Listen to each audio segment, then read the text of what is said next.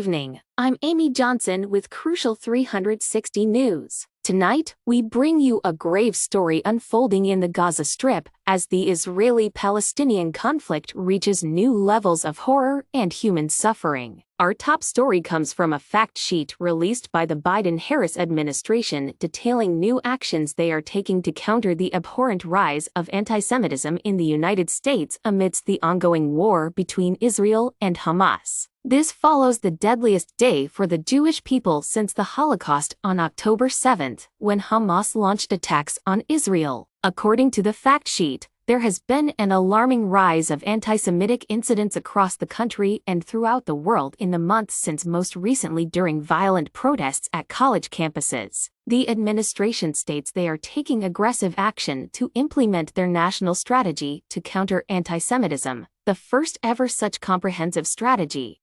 Some of the new actions announced include guidance from the Department of Education clarifying examples of anti-Semitic discrimination that could violate civil rights laws. The Department of Homeland Security will develop online resources and best practices to prevent targeted violence and share them with colleges and universities. The State Department will convene tech firms to identify ways to address anti-Semitic content online. Perhaps most urgently, the administration fears that last weekend's Hamas rocket attack, killing 4 Israeli soldiers, may accelerate Israel's plans for a large-scale military offensive into the city of Rafah in Gaza. The situation in Rafah is rapidly deteriorating into a humanitarian catastrophe. Over 1 million Palestinians have already fled there from other bombed-out areas of Gaza. Israeli forces have ordered 100,000 Rafah residents to evacuate immediately, raising fears of a bloody urban invasion that could bring even more civilian casualties.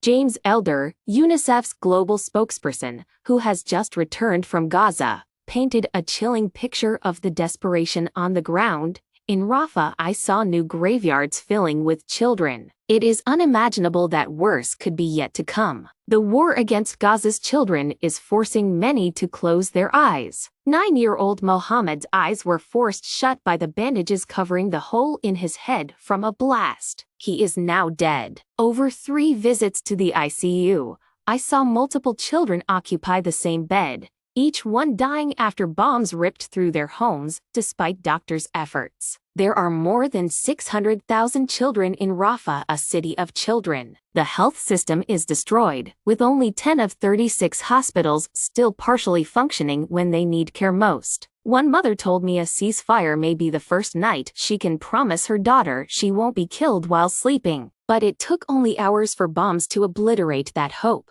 Gaza needs an immediate ceasefire, hostage releases, and open humanitarian access. How can the world let this happen if they know? Those were the haunting words of James Elder. The death toll among Palestinian civilians, especially children, is reaching catastrophic levels according to human rights groups. Yet the Biden administration faces a precarious situation. While forcefully condemning the rising antisemitism, they are also urging restraint from Israel amid concerns over civilian casualties in Gaza. National Security Advisor Jake Sullivan stated today that while the U.S. believes Israel has a right to self-defense, any invasion of Rafah must have a clear plan to protect civilians, which has not yet been presented. He warned that allowing the humanitarian situation to further deteriorate could strengthen extremists like Hamas. President Biden is attempting to strike a balance between supporting Israel's security while preventing a mass casualty event that could inflame the entire region and turns global opinion against both the U.S. and Israel. However, Israeli Prime Minister Benjamin Netanyahu delivered a fiery Holocaust Remembrance Day speech vowing Israel will defeat Hamas militarily with or without international support, saying if Israel is forced to stand alone, Israel will stand alone. As this crisis deepens, the Biden administration continues urging all sides to accept a ceasefire and return to negotiations. But with anti-Semitic hate crimes spiking worldwide and over 1 million Gazans trapped in Rafah's bombing zone, will diplomacy come soon enough to prevent catastrophe? The world witnesses this war with horror, especially its devastating toll on the innocent children of Gaza. We must stay vigilant in reporting the facts and human cost of this conflict. I'm Amy Johnson with Crucial 360 News. If you would like to continue to receive our news coverage, don't forget to like and subscribe to our channel. Farewell for now.